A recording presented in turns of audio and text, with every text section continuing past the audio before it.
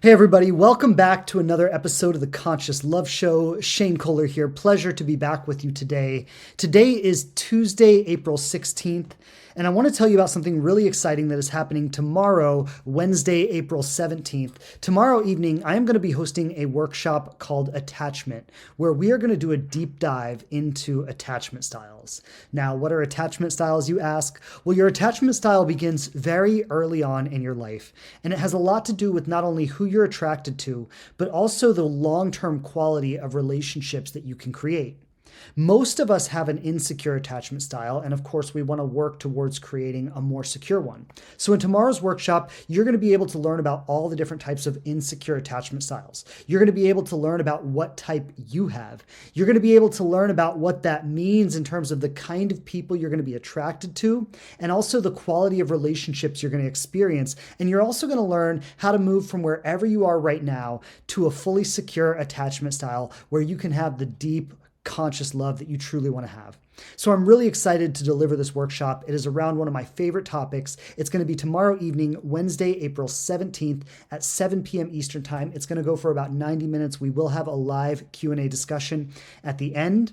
So we're going to have a lot of fun. It's going to be a very deep and insightful workshop. You also will have the opportunity to take a quiz and find out what your attachment style is at the end of the workshop. A lot of value to be had here. I do not want you to miss it. I'm going to leave the link to register in the description below wherever you're listening to this episode. So I truly hope you make the time to be there, and I promise to deliver and give you lots of amazing value when you show up. So thanks for tuning in today. Appreciate you joining the show, and we'll see you tomorrow night for the workshop. Lots of love. Hey everybody, welcome to the Conscious Love Show. Whether you are single, you are in a relationship, or you're healing a broken heart, this show is here to inspire you, to remind you how beautiful, lovable, and amazing you truly are, and to give you the practical tools and insights to navigate from wherever you are right now to the loving relationship that you so deeply want to have. My name is Shane Kohler. I'm a certified transformational coach and trainer with over a decade experience helping people release their trauma and open their hearts to love. I've delivered seminars all over the world, coached thousands of people through my online platforms and programs, and every week I'm coming straight to you with the hottest insights and the best teachers around, bringing you powerful resources and profound conversations to heal your relationship with love, dating, and yourself. I'm so grateful you're here, and if it's your first time, welcome. You can count on me to always show up for you with my very best and a commitment to learn and grow myself so I can serve you to my maximum ability. Thanks so much for tuning into the show. I've got some awesome things planned for you today. So without further ado, let's dive in.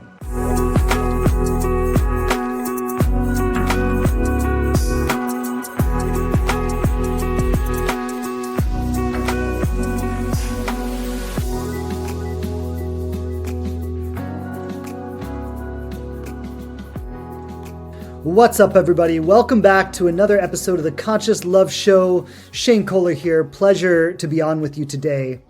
And in today's episode, we are going to be diving into the incredible mystery of attraction.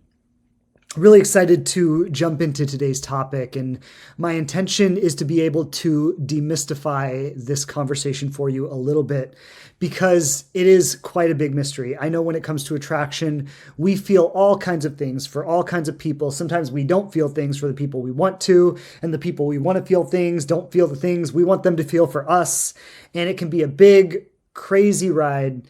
And so today I'm going to hope to break down a little bit about what's going on and give you some clarity so you can really understand what's happening in terms of attraction, why you're attracted to the people you are, why you're not attracted to the people you are not, and vice versa. I've been really deep diving into this idea of attraction. And, with my clients and in the Inspired Love program, it has been coming up, this conversation of attraction. I mean, it's been everything from I'm so attracted, I can't even help myself and I don't know what to do with myself, to I'm like, I haven't been attracted to anyone in 10 years and I don't even know what to do with it. Like, I don't even know if I'll ever be attracted to anyone again, and everything in between.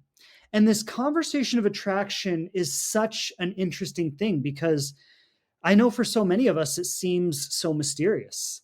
And a lot of us might question, like, even why are we attracted to the people we are attracted to, where, I look at my past and I look back over my life and I see that most of the people I've been attracted throughout my life actually weren't really good for me, right? Like a lot of the people that I've been attracted to in my life weren't really great people for me. And then I look at, the people that maybe I would have thought were secure or healthy, and I don't feel like I'm attracted to them. Like a lot of us struggle with that. A lot of us say that the people that I'm attracted to are never attracted to me, and the people that are attracted to me, I'm never attracted to them, right? And attraction, I know for so many of us, seems like this big, mysterious thing. And I always say that there are 7 billion people in the world. You can definitely find one of them. And of course, that sounds really great when I say it, but then I know experientially, as you're out there searching, and you're like, well, yeah, there are 7 billion people in the world, but if I'm not attracted to any of them, or none of them are attracted to me, or the ones that I'm attracted to aren't attracted to me, and vice versa, the fact that there are 7 billion people in the world doesn't really help me because I'm still stuck. And so my intention in today's conversation and in today's episode is really to demystify this conversation around attraction and really shed some light on how attraction works, why it happens, when it happens, where it happens, and what to do with all of it, right? I think if we can really understand what attraction is, like when we're attracted to someone, if we can understand what is actually happening inside of us when we're attracted to someone. So when we start to feel these things and when we start to see this happening, we can go, oh, I recognize that. I know what that is, right? That definitely is going to help a lot. I think if we can understand kind of the cycle of attraction, that it goes up and then it comes down, right? I think a lot of us are expecting to meet someone and be on this never ending high for the rest of our lives. And like attraction, actually, the way most of us feel it and think about it when we talk about attraction is not something that's sustainable, but it comes up and it comes down, right? And if we can understand more of what's happening when we're attracted to someone, we can understand the sensations in our body, the thoughts, the feelings. If we can understand all of it, we can really see what's happening. And while we might be feeling all of these things, we can move through them very consciously and very aware. We won't be overpowered by them the way we usually are, where, we just turn into an obsessive crazy person every time we develop a strong attraction to someone, right? And then I think the other side of it too, if we can, for those of you who maybe aren't attracted as often as you would like to be, or you struggle to make that connection or feel that strong attraction to someone, I know a lot of people feel like that too. And if that's you, I think it can be helpful to understand that really strong, intense attraction that we think we want to have is actually not always the best thing or even healthy to have. And it's also not necessary to have that at that level of intensity to have a successful relationship. Like you can have a successful, long-term, deeply loving, deeply passionate relationship without ever feeling like obsessively attracted to your partner. And I think a lot of us feel that if that obsessive level of attraction isn't there, then I'm never going to be in love with my partner the way I would really want to be.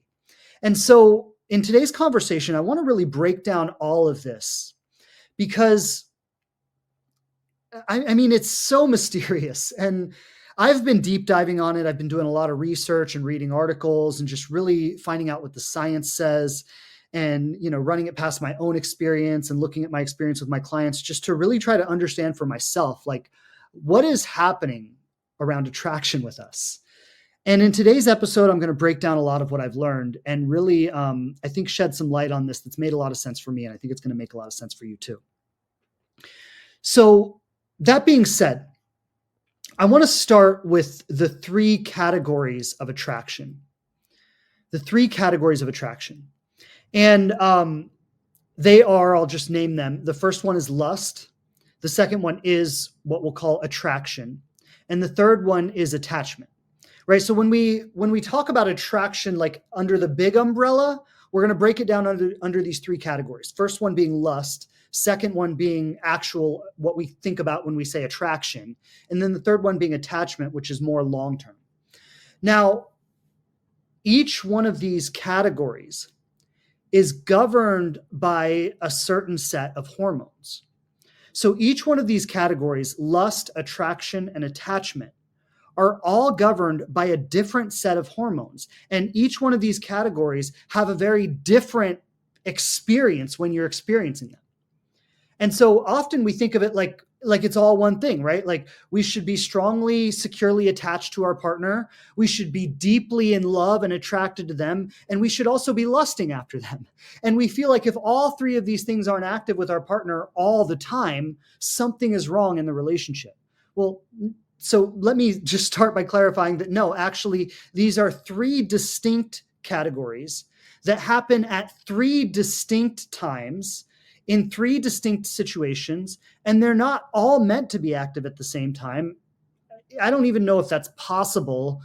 It definitely wouldn't be healthy. Like you would probably fire out your brain neurochemically if that were happening, right?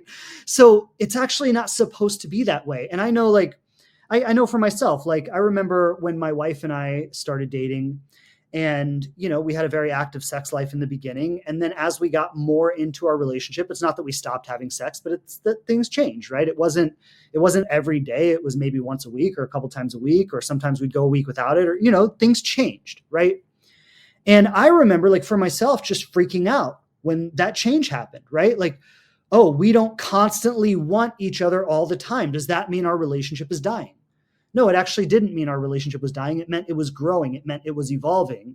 But I had never been in a relationship at that time that had gotten that far, right? So for me, when I experienced the relationship evolving into a place that made me uncomfortable, that scared me. I was like, whoa, like is our love dying? We're not lusting after each other every moment of every day, right? So I had to learn that no, that's a phase, and and that's still there at times. It's not like it's never there, but it doesn't dominate every second of every day in our relationship, nor should it. So lust is what we'll call sexual drive, right? Lust is the part of us that just literally wants to have sex with someone else. It's not about, being in love with them. It's not about having a long-term relationship with them. It's not even really about how you feel about them. It's not even really about them. I mean, it might be about the way their body looks or certain things about them that turn you on. But what it's really about is it's about your physical need for sex. And this is something, I mean, obviously we all have, and it's stronger in some people, not as strong in others, right? It's not that everybody has the exact same sex drive, but it's governed by the hormones testosterone and estrogen. And when these hormones, especially testosterone, and they're commonly associated, testosterone for men, estrogen for women, but we all have both of them. Testosterone in particular is a major sex drive for both men and women when it's in high levels, and estrogen can also work that way too. What I found very interesting about the lust stage, when these hormones, testosterone and estrogen, are being flooded into the system in very high levels, is that it actually shuts down the prefrontal cortex, which regulates rational behavior. So when your system is ready to reproduce and you start getting flooded with these sex hormones, something that happens simultaneously is rational behavior also like takes a hit, right? Like you're not so rational anymore. So this part of it is something that it's just, again, it's built into who we are as humans. It is something that perpetuates the survival of our species. We need to reproduce. We need to keep having more humans if we want our species to survive, right? This is very animal. This is very basic. This is just something that it's our primal sex drive. And that is one stage of attraction. Now, the second stage of attraction, which I'm defining as attraction itself, right? So this is the stage where we think about desiring someone, wanting to be with them, thinking about them all the time, obsessing about them, wondering if they want us the same way, where the relationship's going to go, all of this kind of stuff, right? So lust is strictly about the sexual drive. Attraction is more about the reward game that's being played. So there's the element of us that just physically wants to sexually connect with another human being. And then there's the element of us that wants romance. We want to be courted. We want the push and the pull and the will it happen or the won't it happen, and the excitement of when we get that text we were waiting for, and the pain of not getting the text we were waiting for, right? And it's this whole reward-centered game that we call attraction, or being attracted to, or falling in love, or desiring, or wanting someone, right? And this is all about the reward hormones. Now, one of the primary, and I mean, the hormone we always talk about when it comes to reward is dopamine. And dopamine is definitely the primary hormone that's active here, right? So dopamine is the hormone in our brain that rewards us for doing something that feels good. Dopamine is kind of a double-edged sword because it can reward us for doing positive things, but it quite often rewards us for doing negative things, right? So, for example, if you're obsessively attached to somebody to an unhealthy way, and maybe they're not being consistent for you, and maybe they're not loving you and showing up for you and being connected and committed and all that stuff, but you keep chasing them because even though 9 times out of 10 they don't respond the way you would want them to, that one time in 10 that they do, that one time that they do respond, that one time that they are connected, you get a hit of dopamine, right? You go, oh, they like me. Oh, it feels good, right? And so we can end up chasing that reward, right? We can end up chasing that, oh, I'm suffering, but boom, there's the reward. Now I feel good. And we can often end up chasing that. And a lot of times when we're attracted to someone, or when we say we're attracted to someone, or when we say we're falling in love with someone, or when we're really desiring someone, this is what's happening. We're on a cycle of chasing that next hit of dopamine. Now, another hormone that's very active here in the attraction phase, I always have a hard time saying this one, norepinephrine. So this is the fight or flight chemical, right? It's the part of us that makes us alert, on guard. We don't really feel safe. Like we got to watch our back. Like, is everything okay? Right. So in the attraction phase of getting to know someone, you have the combination of dopamine where you're being rewarded for things that feel good, right? So chasing, and getting that hit, that reward every time they text me back or call me or want me or show an interest. And then combined with that is the norepinephrine, the fight or flight chemical.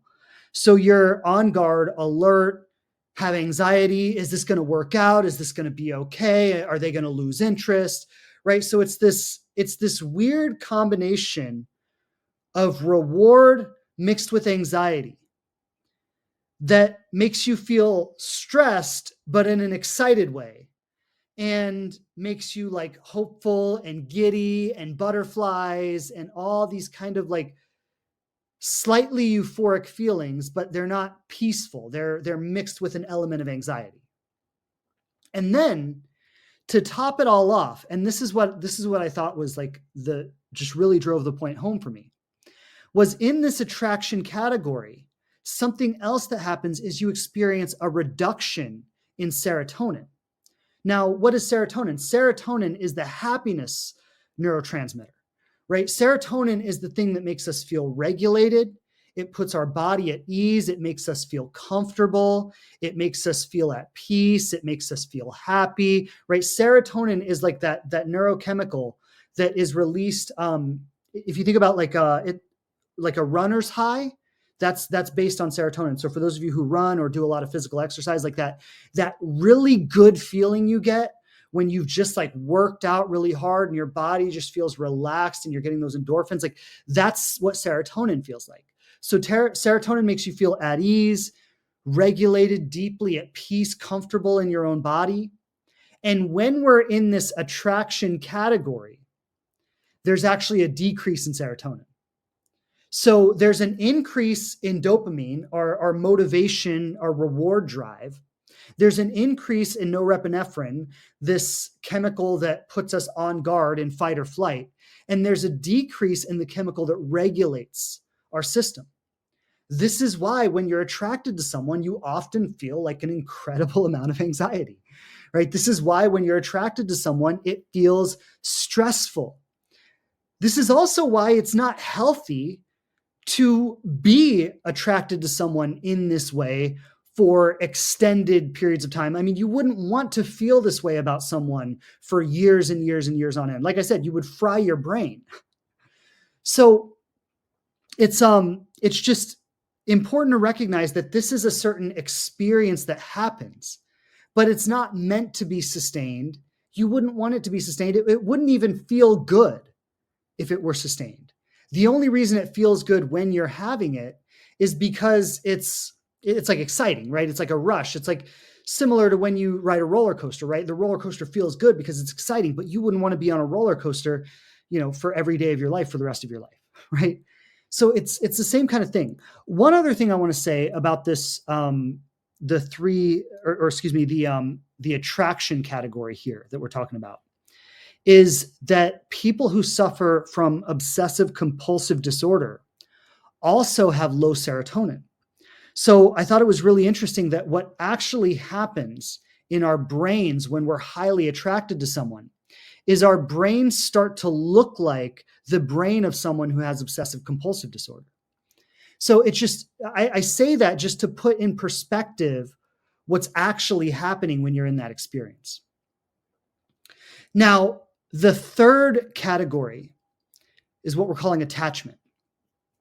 And the third category is about bonding, family, and friendships, right? So in this category, it's governed by the primarily the neurochemical oxytocin, which is the cuddle hormone that's released during sex, breastfeeding, and childbirth.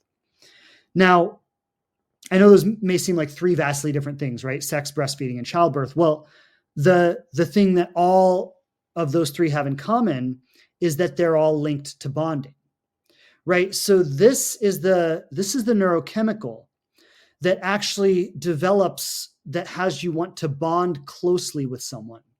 This is the thing that has you want to keep someone in your life long term, that has you want to build a family with them, right? When you experience a lot of oxytocin around someone, it creates that family, that bonding, that like, this is my person, this is my family, right? This is my pack kind of thing.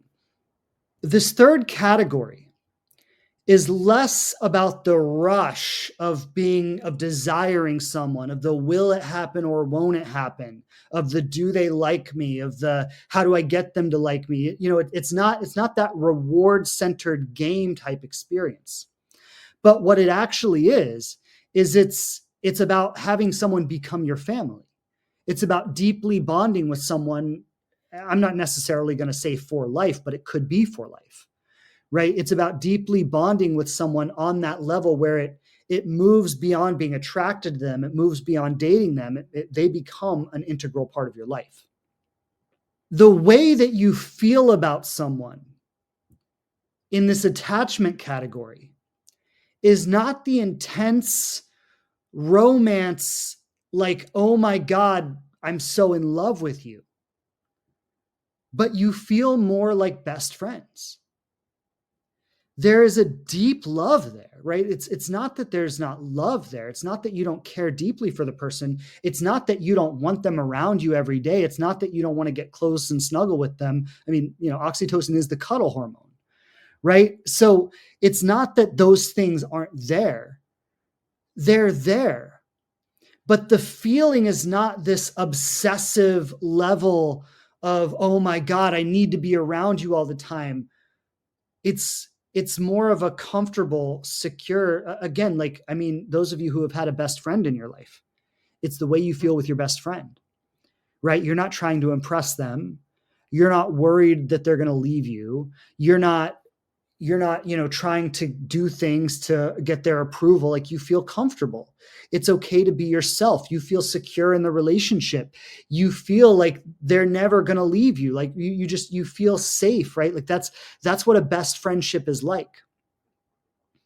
And this is the only one of these three categories that's really sustainable long-term.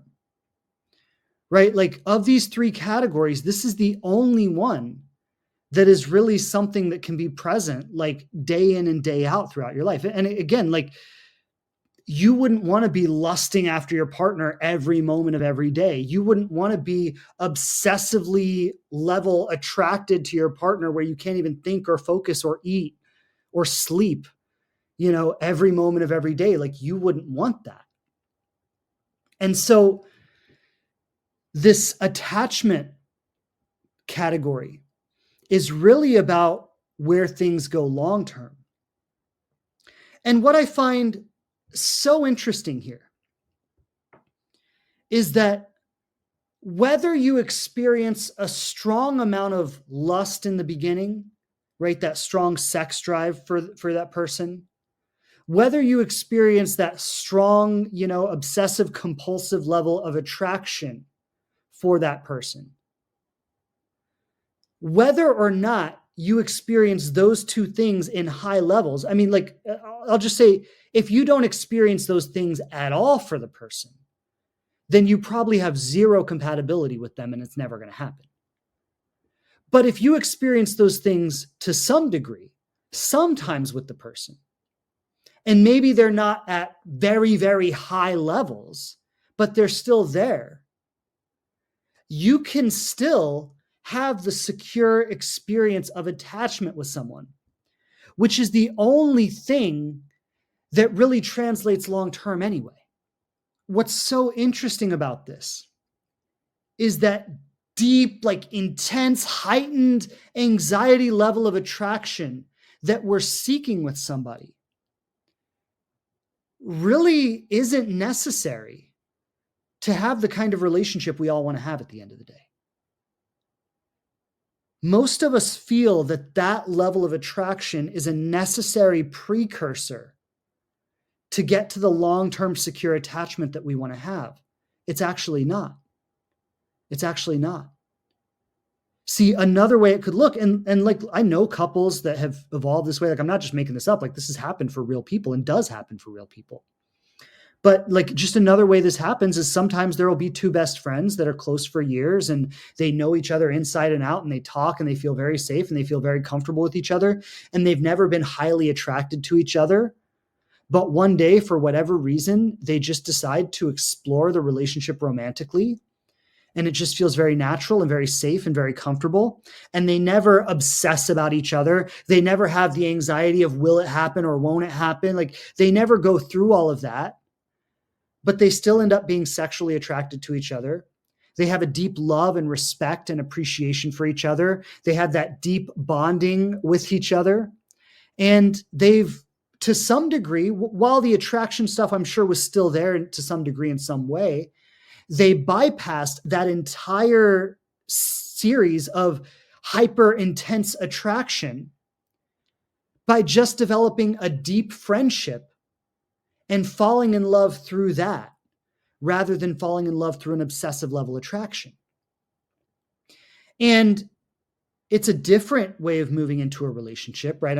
It doesn't feel the same way, but the love isn't any less real. The secure relationship that's created isn't any less real. Another thing I've found, and I found this just with working with many, many clients, is that people who are very secure within themselves, if they've done a lot of work or they naturally have a very secure attachment style, they often just won't feel that obsessive level attraction anyway. It just won't happen for them at all. And the reason is because their system is so regulated and they have habitually gotten used to keeping their system so regulated that they just won't allow their system to become that dysregulated. So when they like someone, they may feel the similar dopamine and norepinephrine experiences. I'm not saying that's not happening at all. That's there to an extent. But they keep it at bay. They keep it at a very manageable place because they have gotten used to living in a very regulated state. And they just don't allow their system to become that dysregulated, maybe slightly this way or slightly that way, but then they bring it back. And so this intense level of attraction is not necessary for a long-term, deeply loving and passionate, committed relationship. it's not even possible for everyone, right? Like some people will just not experience that. I think what we all need to kind of do is start reframing what we're looking for in a relationship. Now, I want to come back to that, but there are some other things I want to touch on here. Um, and I want to circle back and really talk about our attachment styles and how our attachment styles are interwoven into all of this. But before I go there, I want to touch on some factors of physical attraction, because I really wanted to know, as I was doing my research, I really wanted to know, like, what is the reality around physical attraction, right? Like, what is the truth about it? Like, are there things that people are just objectively attracted to, right? Like, what are the things that just make people become attracted? Like, I really wanted to dive into this. And truth is, I actually found some really cool stuff. And so I want to share this because I think really understanding what physical attraction is and all the different places it comes from can really help you understand your own attraction, why you're attracted to the people you're attracted to, and also can help you understand what aspects of that are very highly important and which aspects of it are not. And so I found an article. I'll link the article below in the description so you can read it. But I'm just going to go through some of the highlights that I found in this article. And this article was based on, I think, 5 different studies that have been done strictly around physical attraction. So the way these studies have been done, if you imagine like going to some kind of clinic or something, and they hook you up to like monitors that test your brain waves and things like that, and test your blood pressure and your responses and all that kind of stuff, right? And then they sit you down and they show you like pictures of different people. And you might see like thousands of different pictures. And they're monitoring with each picture what's happening inside your body, right? And they do this with thousands and thousands of different people. And then they start to see patterns. And so they can say, okay, most people are attracted to X, or most people are attracted to Y, or they could say these characteristics are universally attractive. Everybody found this attractive. Everybody found this unattractive, right? And so they've done studies. Now, what's really cool about these studies is that what's not included in these studies is like the person's energy or their sense of humor or the way you feel when you're with them, right? Because the person's not even there. You're literally just looking at pictures. So these studies are based 100% on physical appearance. Now, I'm going to be the first to say that physical appearance is not the only factor, right? It's probably actually a small percentage of the factors. But I think it's very cool to understand, how does physical appearance, like, how does it play? What influence does it have? And then as well, take the other factors into account. But what I love about these studies was they only looked at physical appearance. And so what I'm about to share with you are things that have really universally been found to be attractive by almost everybody, that are strictly based on physical appearance. Number 1 is facial symmetry. So people who have a more symmetrical face tend to be universally more attractive. Now, one of my nostrils is way bigger than the other one, so I might be screwed on that note. But people who have symmetrical faces tend to universally be more attractive. The appearance of health is supposed to be a universally attractive quality. And they gave 3 criteria for the appearance of health. I think maybe something that would go hand in hand with this would just be generally, being in shape and looking like you take care of yourself. But they gave 3 specific things. They said homogeneity of color, meaning the color of your skin is consistent throughout. Smooth skin texture, and redness of cheeks and lips. So these are three criteria that these studies showed that were found universally attractive. Another thing was indicators of personality. Now, this is really interesting when it's done with physical attraction, because you're not engaging with the person. But the way a person looks can give you clues about what their personality might be like. And what the studies found was that when the way somebody looked demonstrated that they shared values with that person. That person was attracted to them. Now, I think this can go in different directions, right? This can be very healthy. This can be very unhealthy because, I think narcissism is highly valued in our culture right now. I was listening to the song Starboy this weekend, which my wife and I were on a road trip and it came on the radio. And anyway, I was listening to it and it's a catchy tune. I don't really like The Weeknd that much, but it's a catchy tune. And then I was listening to it, and then the next day I was stuck in my head, and I went back and I read the lyrics of it because I was just curious, like, catchy song and stuck in my head. What is the song about? And the lyrics, and this is literally one of the most popular songs in the world right now. And the lyrics don't have a single meaningful word in them. He's like, my main girl's out of your league. My side girl's out of your league. I got a table made out of ebony. Like, I need a centerpiece for my house. Like literally not one meaningful word in the whole song. Like, the song is like an anthem to narcissism. And I'm not making a value judgment about it. I'm not saying it's good or bad, but I'm looking at the values in our culture. And I'm saying, like, this song is one of the most popular songs in the world right now. Look at the values that are being espoused in that song. Right now, again, I'm not saying it's good, bad, right, or wrong. But I'm saying, when in terms of attraction, the societal values that we've picked up could largely have you be attracted to narcissistic people, right? Like, if you're into popular culture and you're picking up the societal values, there is a high likelihood that you will be attracted to narcissistic people, at least based on societal values. Now, you could also be attracted to people who look kind, people who look warm, people who look empathetic or understanding, right? Those could also be values. It's really a reflection of your own value system, right? But again, if you're in the popular culture, if you're into popular movies and music and all this stuff, you probably value a lot of narcissistic qualities. Just something to check in with. Another thing on this list was smiling was always determined to be more attractive than not. Now, I thought that was so cool because that's something we can all do. And 100% of the time, every single person found smiling more attractive than not smiling. Now, a question you might want to ask yourself is, how often do you smile? Right? When you're out in the world, when you pass someone on the street, do you smile at them? Right? Like, just smiling is something we can all do that instantly makes us more attractive. And if we just got in the habit of smiling at people, of bringing this warm, inviting essence everywhere we go, we might make way more connections without even trying. So I just found that one to be fascinating. Another one, this is pretty universal: taller men and shorter women. Now, this one's also highly relative, but I think it is a real factor. Like, I think, and it might not be true for every single person, but I think women generally want a man who's taller than her, and men generally want a woman who's shorter than them.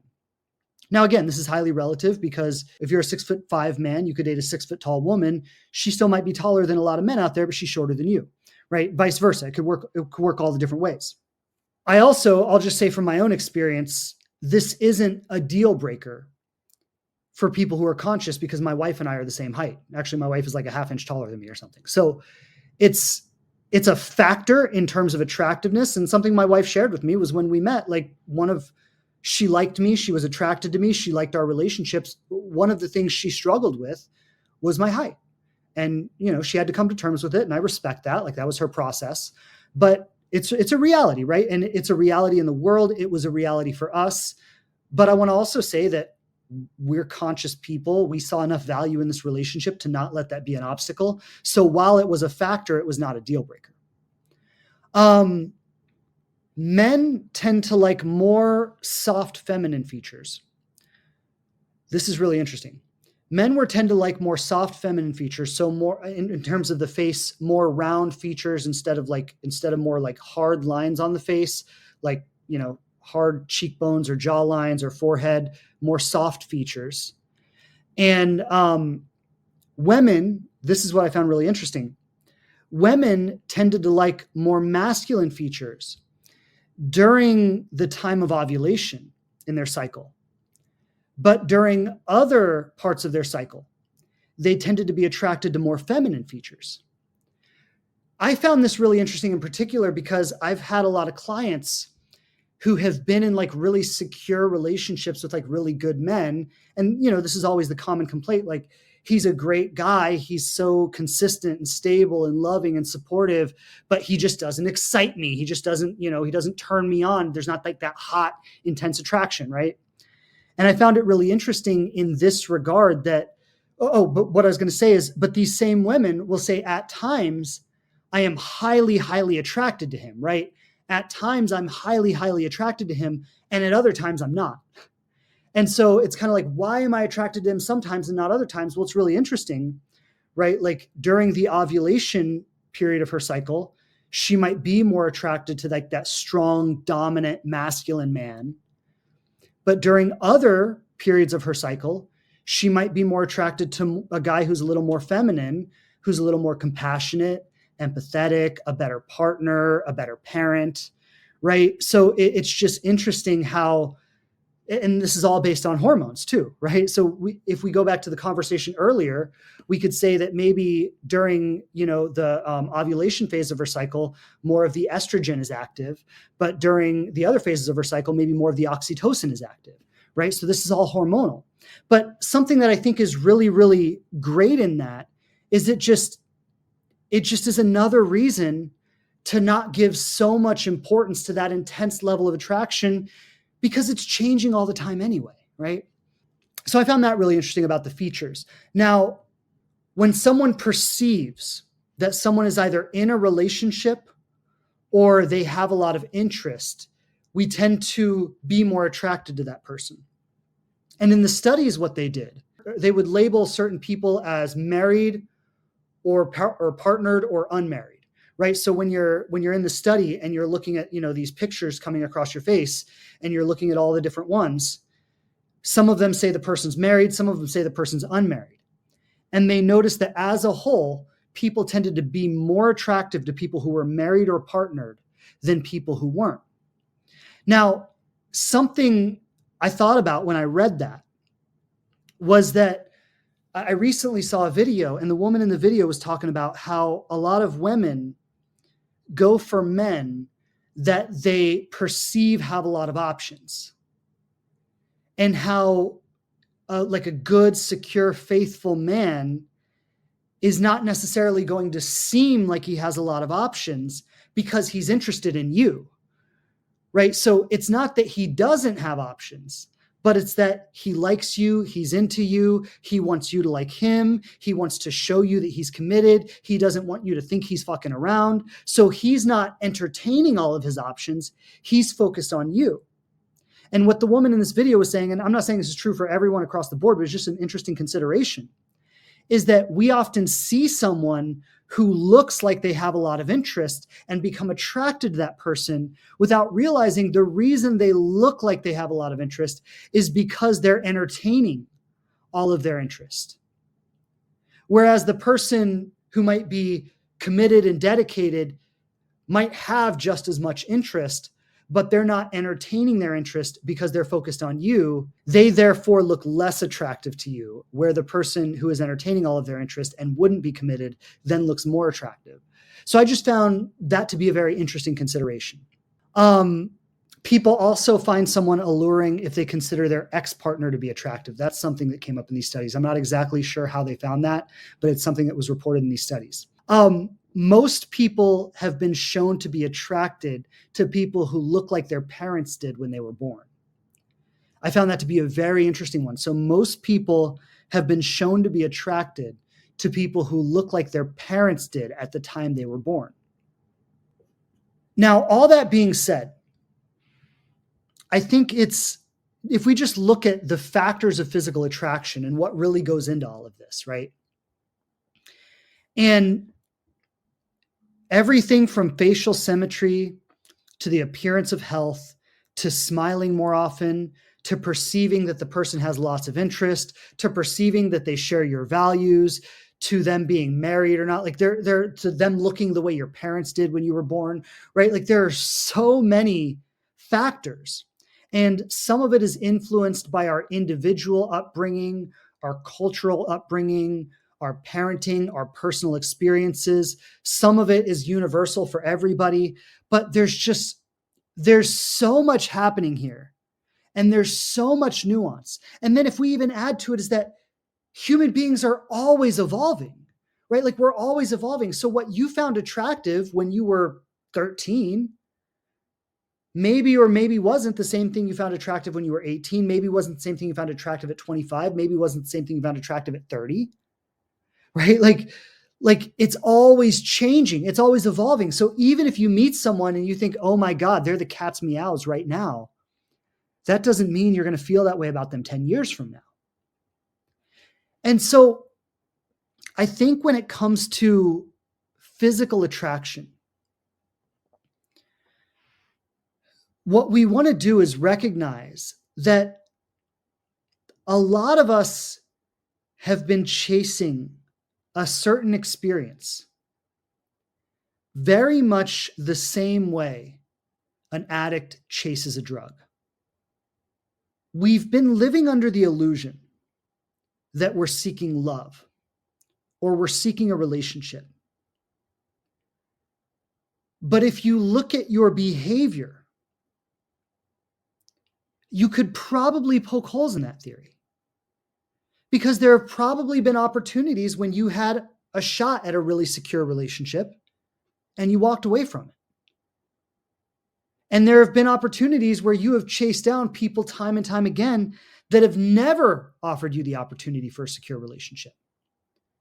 So even though you live under the illusion that you're seeking love, if you really look at the choices you make and the behaviors and the actions you take, and you're honest, and no judgment here, but just a self-reflection, maybe you could say to yourself, maybe I'm not looking for love. Maybe there's something else going on. And again, not a judgment, not to beat yourself up, but just like a curiosity. Like maybe there's something else going on.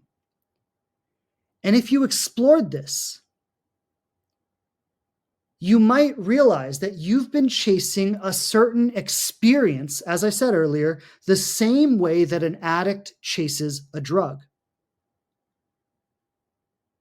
And you've only been interested in people who activate that experience in you, and only for as long as they activate it. When someone doesn't activate that experience, you say, I'm not attracted to them. When they did activate that experience and then it dies out, you say, I fell out of love with them. I'm no longer in love with that person. But that actually has nothing to do with love at all. That is a hormonal reaction that's taking place in your body. And you are seeking out people, circumstances, and situations that will activate that experience in you. And you're chasing that. And why would someone do that? Right? Why would someone do that? And I want to say, like, when I say an addict, you're chasing it the way an addict chases a drug, I want to say that the research, the neurochemical research, suggests the same thing. So that's not just something I'm making up. The neurochemical research actually suggests that what's happening in your brain is the same thing that happens in an addict's brain when they use a drug. And so,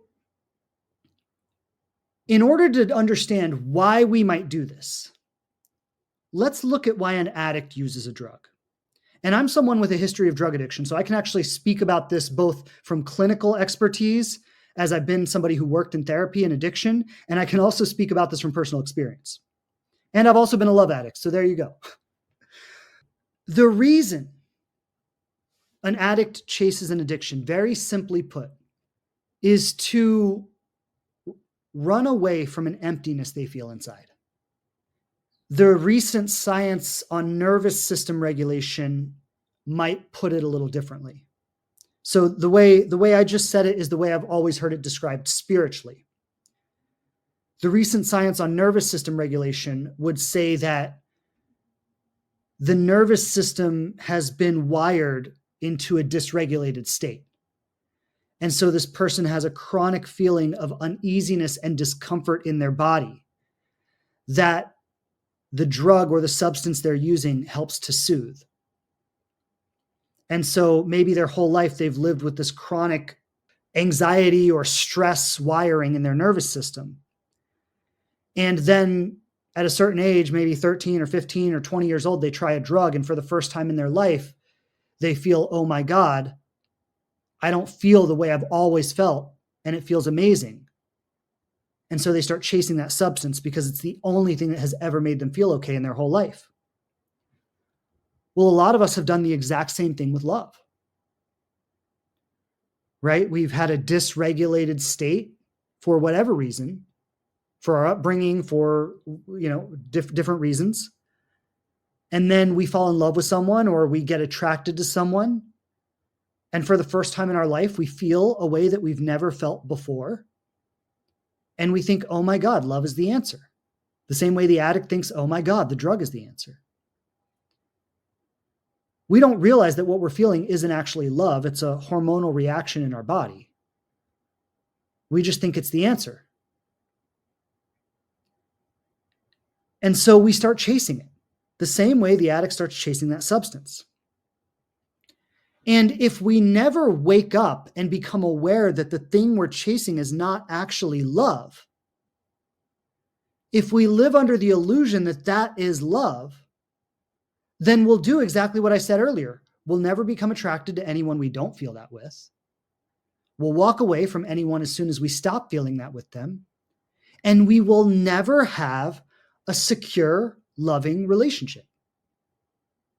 It's just that simple. I think the last thing I want to touch on here, and I said earlier, I want to really bring this back to our attachment styles.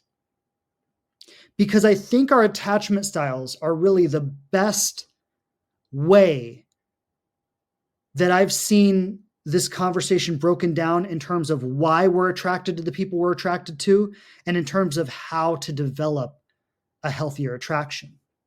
So with everything I've been saying, I want to start by just talking about the physical factors, because a lot of us think that we have to be very strongly physically attracted to someone.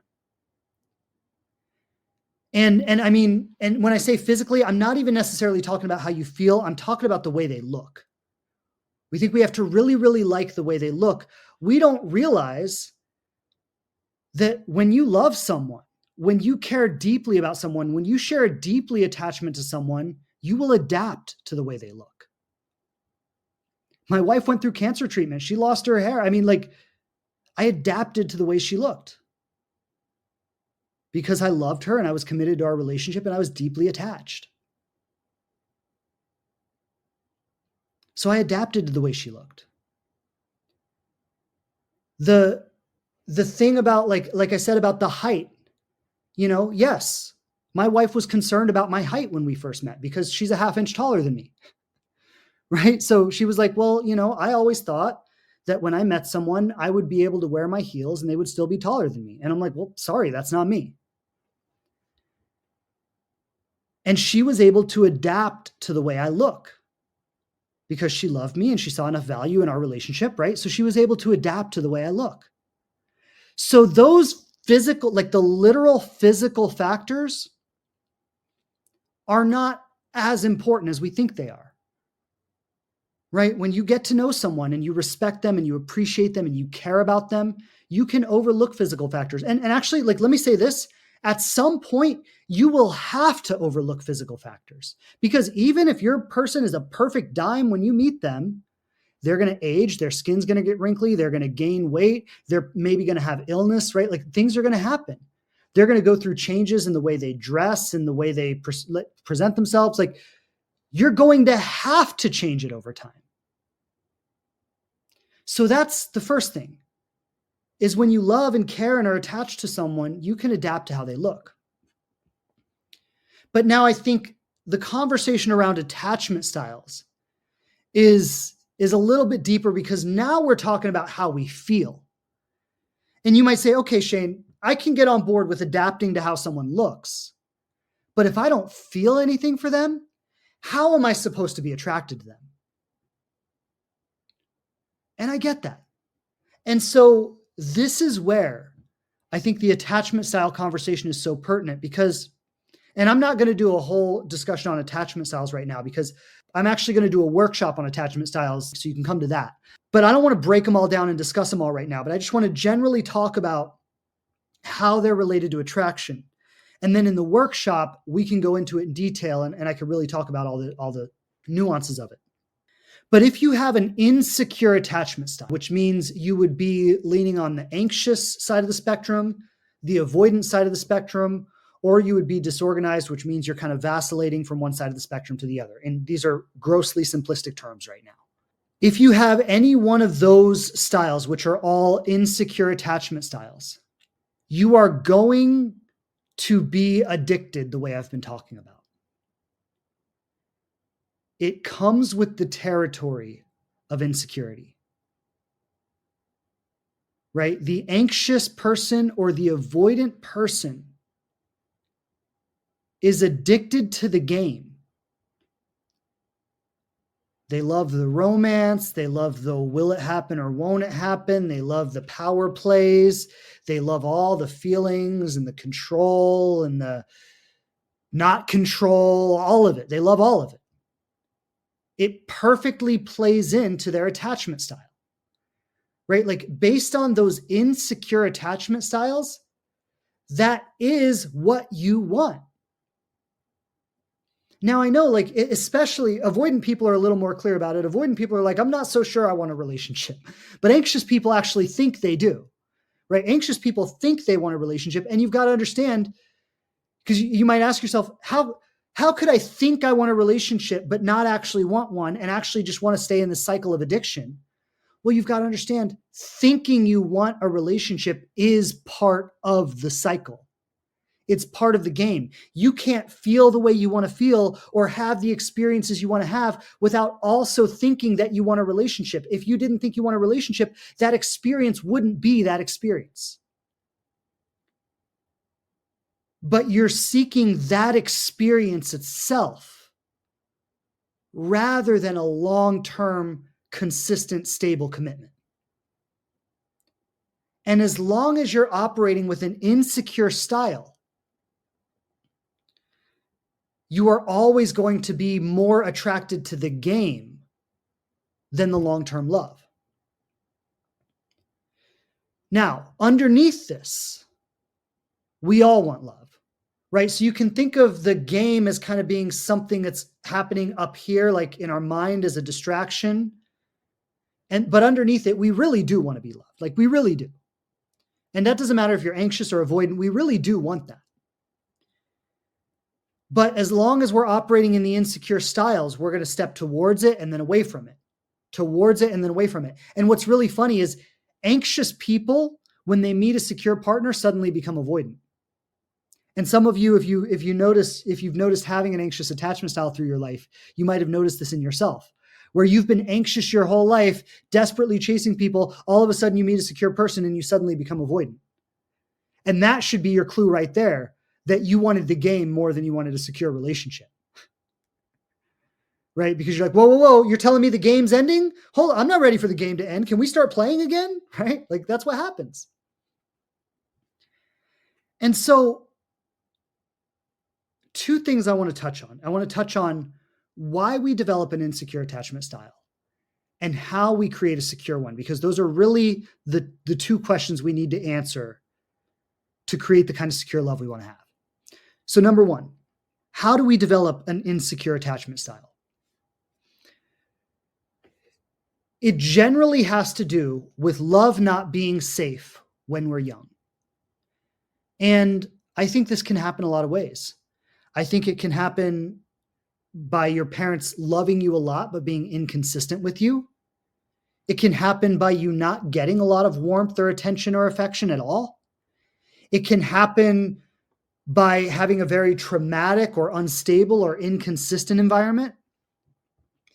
It can also happen even if you had a very loving family. It can happen if you had older siblings that were abusive, or if you were bullied at school, or if even your first few relational experiences as a teenager or as an adult were highly dramatic or highly toxic. Or like I know for me, I always kind of had an anxious attachment style because my mom was really inconsistent for me. But then when I moved in with my dad, and I lived with my dad for about 4 years, and it was a deeply like traumatic environment, and I developed like a full blown disorganized style. And this was from the age of 13 to the age of 17, where I just like my attachment style was just completely disorganized.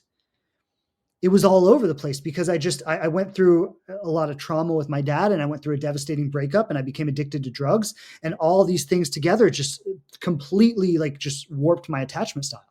So I think it can happen a lot of different ways, but it doesn't really matter how it happens. And this is what I teach. This is what I'm going to go over in the attachment workshop. This is what I teach in the Inspired Love program. This is what I work with all my clients on. Is it doesn't matter whether you have an anxious or avoidant or disorganized style. The only thing you need to do is start to really pay attention to your internal experiences. And we could really say with everything you do and everywhere you go, but specifically around love and relationship, specifically around dating, attraction, all of that. You start to notice the things that dysregulate you. You start to try to catch them earlier and earlier and earlier. So before you become, incredibly dysregulated, you catch it when you're just subtly dysregulated. So you practice paying attention, noticing the things that dysregulate you, noting the difference between what subtly dysregulates you and intensely dysregulates you. Practice catching it earlier and earlier and earlier and earlier. And then as you learn to do this, you start to learn to bring your system into regulation. Now, this happens in baby steps, right? This cannot be done overnight.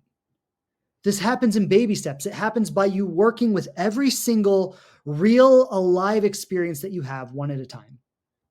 But as you learn to recognize your own dysregulation and bring yourself back into balance, and as you practice that, and as you do it consistently and more consistently, you will become more secure.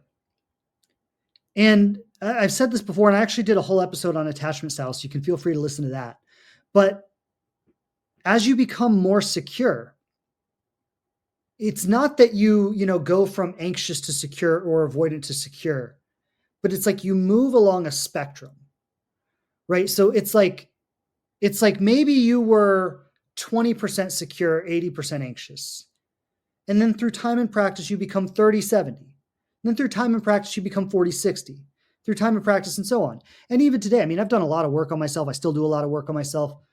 There are times when my anxious attachment style still shows up. There are times when I even have avoidant tendencies, right?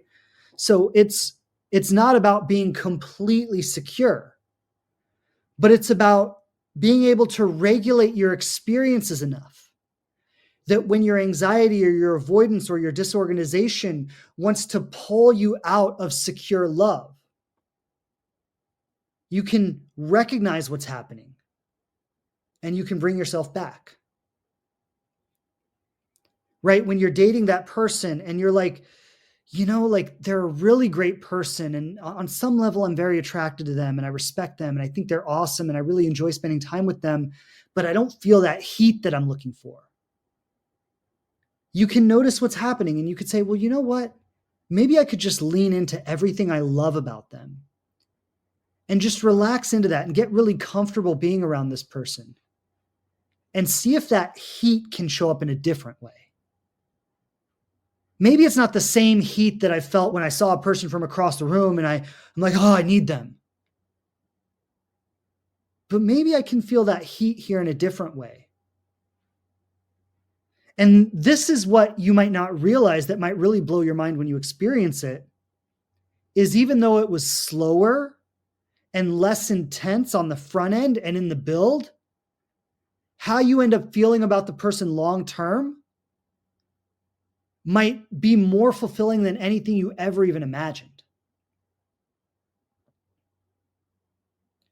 And so I want to say a couple of things here in closing. And number one, I want to invite you to the Attachment Styles Workshop. It's happening on April 17th. I'm going to leave the link to register in the description below the podcast. The workshop is absolutely free. It doesn't cost anything to attend, but I would definitely want you to be there because especially if you resonated with today's conversation, what I'm really going to break down in the attachment styles conversation is how you heal this, right? And how you become deeply attracted and in love with someone who is very secure and consistent and committed, which I know is what we all want in our core, right? So in the attachment styles workshop, we're going to look at exactly that. How do you become deeply attracted and in love to somebody who has a very secure attachment? You have a very secure relationship. So I definitely want you to attend the workshop. The other thing I want to say, if you can recognize that what most of us call attraction and what most of us have been seeking in terms of love throughout our lives is simply a neurochemical hormonal reaction in our bodies. And I'm not diminishing the importance of that.